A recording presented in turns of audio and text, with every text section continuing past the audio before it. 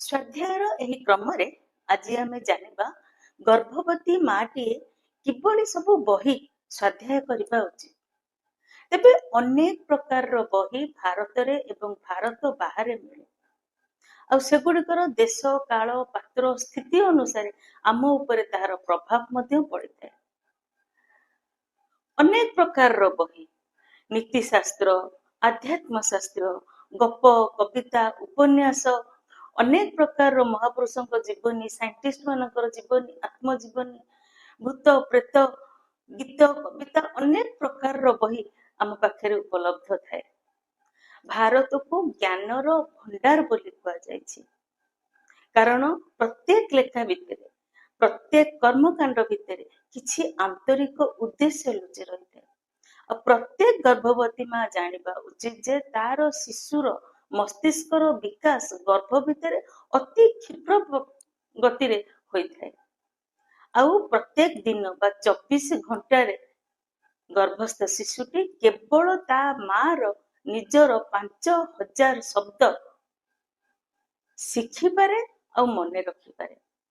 ତେଣୁ ମାଟି କେଉଁଭଳି ବହି ପଢିବା ଉଚିତ, ସିଏ ତାର ଶିଶୁ ଉପରେ କେଉଁଭଳି ପ୍ରଭାବ ପକାଇବାକୁ ଚାହୁଁଛି ତାରି ଉପରେ ସିଏ କୋଉ ବହି ପଢିବ ଚୟନ କରିବା ଉଚିତ। ଉଦାହରଣ ସ୍ୱରୂପ ଆମେ ଦେଖିବା, ଯଦି ମାଟିଏ ତାର ଶିଶୁକୁ ଗୋଟେ ଡକ୍ଟର କରିବାକୁ ଚାହୁଁଥାଏ, ତେବେ ସେ ଗୋଟେ ଡକ୍ଟର ମଧ୍ୟରେ ଯୋଉ ଭଲ ଗୁଣକୁ ଦେଖିବାକୁ ଇଚ୍ଛା କରୁଛି, ସେହିଭଳି ଗୁଣ ଗୁଡିକ ନିଜ ଶିଶୁ ମଧ୍ୟରେ ଜାଗ୍ରତ କରିବା ଦରକାର। ଯେପରି ଦୟା, ସେବା, ସ୍ନେହ, ପରୋପକାର, ସହନଶୀଳତା, ପ୍ରସନ୍ନ ମନ ରହିବା, ଏସବୁ ଗୁଣ ଗୁଡିକ ନିଜର ଶିଶୁ ମଧ୍ୟରେ ଜାଗ୍ରତ କରିବାକୁ ବା ତା ମଧ୍ୟରେ ସେଇ ସମ୍ବେଦନାକୁ ଜାଗ୍ରତ କରାଇବା ଉଚିତ। ତେଣୁ ଏଇ ସବୁ ସମ୍ବେଦନା ଗୁଡିକ, ଏଇ ସବୁ ଗୁଣ ଗୁଡିକ ବିଷୟରେ ଭଲ ଭାବରେ ବର୍ଣ୍ଣନା କରାଯାଇଥିବା ବହିକୁ ସେ ପଢିବା ଉଚିତ।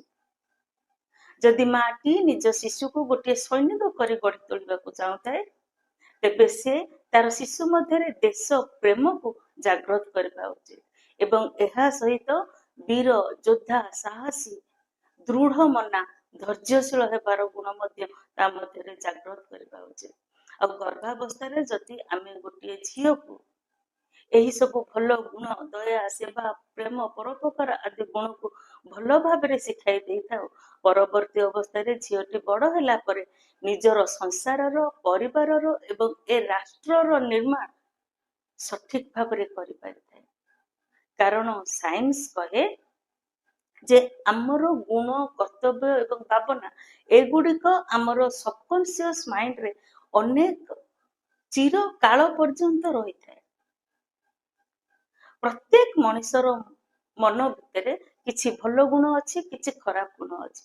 ଆଉ ସିଏ ଯୋଉ ଗୁଣଟିକୁ ବଢେଇବାକୁ ଚାହିଁବ ନିଜ ଭିତରେ ବା ଜାଗ୍ରତ କରିବାକୁ ଚାହିଁବ, ତାହା ତାର ପଢିବା, ଦେଖିବା, ଶୁଣିବା, ଭାବିବା, ଚିନ୍ତିବା, ମନନ ଚିନ୍ତନ ଏଗୁଡିକ ଉପରେ ସେଇ ସବୁ ଗୁଣର ଆଧାର ନିର୍ଭର କରେ। ଏହି କ୍ରମରେ ଯଦି ଆମେ ଦେଖିବା ଯେ ଭଲ ପଢିବା ମଧ୍ୟ ଗୋଟିଏ ଭଲ ପ୍ରକ୍ରିୟା, ଯାହା ଦ୍ୱାରା ଆମର ମନର ସ୍ତର ଉପରକୁ ଉପରକୁ ଉଠିଥାଏ। ଆଉ ମାର ମନ ସ୍ଥିତି ଉପରେ ଶିଶୁର ଗଭୀର ପ୍ରଭାବ ପଡିଥାଏ। କାରଣ ଆମେ ଜାଣିଥାଉ ଯେ ବିଜ୍ଞାନ କହେ, ଯଦି ଆମେ ଠିକ ରାସ୍ତାରେ କୌଣସି ଗୋଟିଏ ନିର୍ଦ୍ଦିଷ୍ଟ ଜିନିଷକୁ 17 ସେକେଣ୍ଡ ପାଇଁ ଭାବିବା ଏବଂ ଚିନ୍ତା କରିବା, ତାହା ଆମର ସବକନସିୟସ ମାଇଣ୍ଡରେ ଚିରକାଳ ପାଇଁ ଲଙ୍ଗ ଟର୍ମ ମେମୋରି ହିସାବରେ ରହିଯାଏ। ଆମେ ଭାବୁ ଆମେ ସେ ସବୁକୁ ଭୁଲି ଯାଇଛୁ, କିନ୍ତୁ ତାହାକୁ ଆମେ ଭୁଲି ନଥାଉ। ସେଗୁଡିକ ଉପଯୁକ୍ତ ସମୟରେ, ଠିକ ସମୟ ଆସିଲେ ସେଗୁଡିକ ଆମର ବିଚାର ରୂପରେ ପରିବର୍ତ୍ତିତ ହୋଇଥାଏ। ଏହି ମେମୋରି ଗୁଡିକ ମସ୍ତିଷ୍କ ସୂଚନା କରେ, ଗଚ୍ଛିତ କରେ ଏବଂ ତାହାକୁ ଯେତେବେଳେ ପୁଣି ଆମର ଆବଶ୍ୟକ ହୁଏ ତାକୁ ପୁନରୁଦ୍ଧାର କରେ।